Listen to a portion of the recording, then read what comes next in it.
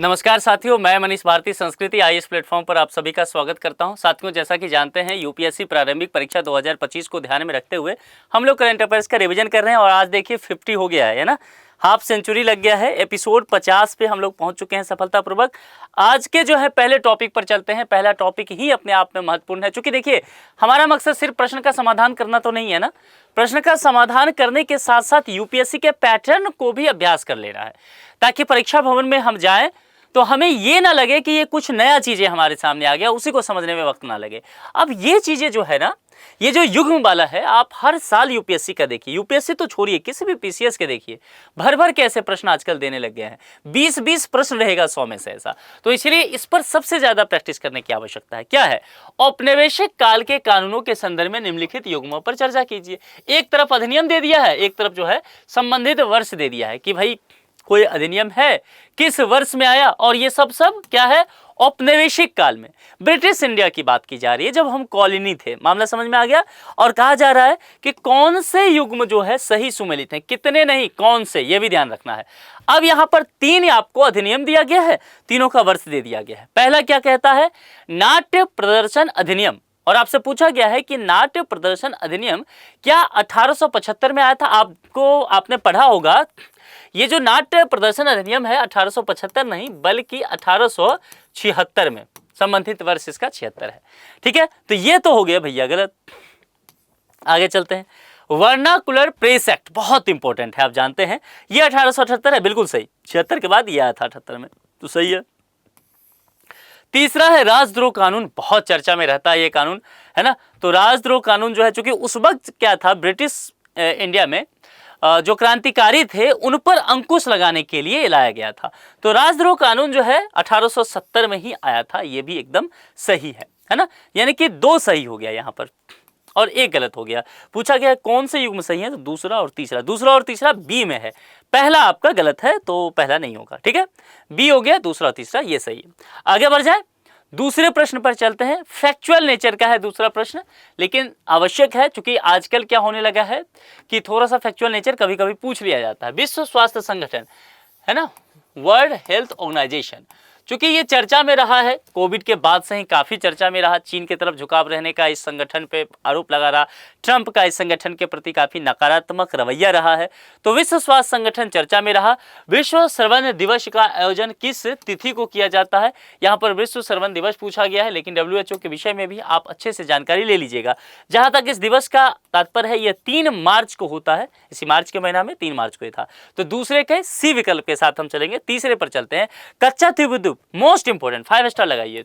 आप जानते हैं कितना चर्चा में रहा ये, लोकसभा चुनाव जो हुआ उस समय इतना चर्चा में रहा ये, क्योंकि प्राइम मिनिस्टर नरेंद्र मोदी अपने स्पीच के दौरान ये एक बार बोल दिए थे, उसके बाद बहुत ज्यादा ये विवाद इस पे हुआ, अंतर्राष्ट्रीय टॉपिक है। चलिए, कच्चा त्रिभुज द्वीप के संदर्भ में निम्नलिखित कथनों पर विचार कीजिए। और कहा गया सही है, कहा गया कौन से कथन सही है। यह द्वीप जो है धनुषकोडी से 32 किलोमीटर उत्तर में अवस्थित है ना। नॉर्थ साउथ की अगर यहाँ पर बात करेंगे, नॉर्थ साउथ की बात करेंगे, तो कहा गया है कि धनुषकोडी जो है वहां से 32 किलोमीटर जो है उत्तर में क्या ये अवस्थित है, ये आपसे पूछा गया है। ये बिल्कुल आप यहाँ पर देखेंगे तो ये सही जवाब यहाँ पर हो जाएगा। उत्तर को लेकर के बातें किया गया है। तो यह द्वीप जो है ना, चूंकि मैंने क्या कहा कि इलेक्शन में चर्चा में रहा था, तो धनुषकोडी से देखेंगे तो 32 किलोमीटर। अब पूर्व भी कहीं कहीं आपको लिखा होगा, हालांकि उत्तर जरूर होगा, ज्यादा से ज्यादा ये होगा उत्तर पूर्व में, उत्तर पूर्व में, इस एरिया में आपको ये दिखेगा। अगर मैप के हिसाब से देखें तो उत्तर पूर्व के साथ आपको जाना है। अगर इसमें उत्तर है तो उत्तर, क्योंकि होता क्या है ना कि मोस्ट सुटेबल आंसर यूपीएससी आपसे चाहती है। तो ऐसा नहीं सोचना है कि हमने ये पढ़ के गया था और कुछ और आ गया। मोस्ट सुटेबल क्या वहां पर विकल्प है उसके साथ जाना है आपको। ठीक है, वर्तमान में ये भारत के अधिकार क्षेत्र में है? बिल्कुल नहीं, भारत के अधिकार क्षेत्र में होता तो इतना हाई मस्ता क्यों, क्योंकि यह जो है श्रीलंका के अधिकार क्षेत्र में है, तो ये गलत हो गया। यहाँ पर केवल ए ही सही हुआ है ना, एक आपका जो विकल्प है वो सही है, पहला स्टेटमेंट। आगे बढ़ जाए। निम्नलिखित पर विचार कीजिए। और यहाँ पर कहा गया है कुछ कथन परागणकर्ता के रूप में, बीज फैलाने वाले के रूप में, प्राकृतिक कीट नियंत्रक के रूप में। अच्छा, ये चमगादड़ से पूछा गया, चमगादड़ की पारिस्थितिक भूमिका क्या है ना। इकोलॉजी जो हम पढ़ते हैं, इकोसिस्टम जो पढ़ते हैं, उसमें उसका रोल क्या है, इससे पूछा गया है। कौन से सही है ये पूछा गया है। ये पूरा स्टेटमेंट पढ़ने की आदत डालना है, लास्ट के पुछल्ला शब्द जरूर यहीं पूछ दे, सही नहीं है हम सही करके या पढ़े ही नहीं, आगे निकल के गलत करके आएंगे, देखना है इसको। अब यहाँ चमगादड़ की पारिस्थितिक भूमिका के विषय में पूरा किया गया है। तो देखिए यहाँ पर कहा गया है परागणकर्ता के रूप में बीज फैलाने वाले और प्राकृतिक कीट नियंत्रक। तो चमगादड़ की सबसे पहले जो इकोलॉजिकल आप रोल है हमारे इकोलॉजी में, उसको समझ लेते हैं। परागणकर्ता के रूप में देखेंगे ना, तो कई चमगादड़ क्या होता है, रात में खास करके फूलों का जो है परागण करने का काम करते हैं। विशेष रूप से अगर आप देखेंगे गांव देहात में गए हैं तो आपको केला का पौधा जो होता है, जैसे आम होता है, काजू जैसे पौधे जो होते हैं ना, उसमें परागण में मदद करते हैं। तो जाहिर सी बात है चमगादड़ परागणकर्ता के रूप में तो सही हो जाएगा। दूसरा है बीज फैलाने वाले रूप में क्या करते हैं। बीज फैलाने का मतलब हो गया, समझ में आया ना, कि फल खाने वाले कुछ चमगादड़ होते हैं, फ्रूट बैट्स उनको कहा जाता है।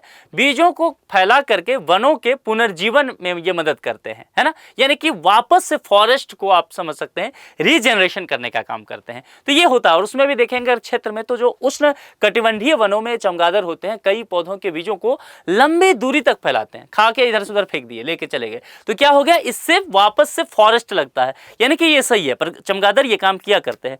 प्राकृतिक कीट नियंत्रक के रूप में, अगर प्राकृतिक कीट नियंत्रक की बात करेंगे तो चमगादड़ जो होता है वो कीट भक्षी चमगादड़ बहुत सारा होता है। तो कीट भक्षी चमगादड़ जो है रात में बड़ी संख्या में कीटों और हानिकारक कीट जो होता है खास करके उसको खाते हैं। अब इस वजह से क्या होता है कि कृषि में कीटों की संख्या जो है वह काफी बढ़ जाता है, तो पौधे का उससे नुकसान होता है, पैदावार गिर जाता है।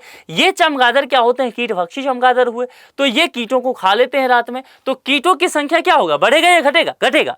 संख्या नियंत्रित रहेगा, नियंत्रित रहेगा तो क्या होगा, किसान को कीटनाशक की ज्यादा आवश्यकता होगा छिड़काव करने का, ये कम होगा, कम होगा। तो जो कॉस्ट रहेगा एग्रीकल्चर का वो ज्यादा होगा या कम होगा, कम हो जाएगा। समझ में आ गया, यानी कि ये जो है प्राकृतिक कीट नियंत्रक हो गए। समझ में आ गया, कीटनाशक का जो हम केमिकल्स का छिड़काव करेंगे वो आर्टिफिशियल हो गया। ये चमगादड़ भैया जो हैं हमारे लिए, किसानों के लिए ये लाभदायक होते हैं। तो कुल मिलाकर के प्राकृतिक कीट नियंत्रक के रूप में भी इनकी भूमिका है। ये तीनों ही सही है, और डी विकल्प में 1, 2 और 3 तीनों ही सही हो गया, सही आपसे कहा था, ठीक है। तो चलिए, अच्छा ये इंपॉर्टेंट है चमगादड़ को लेकर के, क्योंकि कोरोना वाला जो हुआ था ना, उस कोरोना वाला में कई जीव जंतु बदनाम हुआ था, बेचारा ये चमगादड़ भी बदनाम हुआ था, क्योंकि कहा गया था कि चमगादड़ से कोरोना निकला है। कई खतरे के निशान में थे, कई जीव जंतु को कटघरे में खड़ा किया गया था, तो एक बेचारा ये भी था। तो इसको थोड़ा आप हल्के में नहीं लेना है। अच्छा, 5वां इंपॉर्टेंट है, इसको ध्यान से देखिए। मतदाता फोटो पहचान पत्र, इपिक इंपॉर्टेंट, इसको मैं लिख देता हूँ 5 स्टार। ऐसे चीजें पूछी जाती है और कई बार हम लोग ना स्किप करते हैं, स्टूडेंट स्किप करते हैं और यही चीजें आ जाता है। इसके संदर्भ में कुछ कथन दिया गया है, कहा गया आपको विचार कर लेने के लिए, सही है कौन सा कथन, अब विचार करना है। यह निर्वाचन आयोग द्वारा जारी किया जाने वाला 12 अंकों का पहचान पत्र है, ठीक है। इसको सबसे पहले देखेंगे, संख्या होने से व्यक्ति के वोट देने की योग्यता का पता चलता है। ओके, संख्या होने से। अब इसके विषय में सबसे पहले समझ लेते हैं कि मतदाता फोटो पहचान पत्र संख्या होता क्या है। इलेक्टोर्स फोटो आइडेंटिफिकेशन कार्ड, यानी कि इपिक जो यहाँ पर बातें किया गया है। देखिए, संख्या जो है भारत के निर्वाचन आयोग द्वारा प्रत्येक मतदाता को जारी किया जाता है, और ये जो जारी किया जाता है ना, दरअसल यह जो होता है 10 डिजिट का होता है।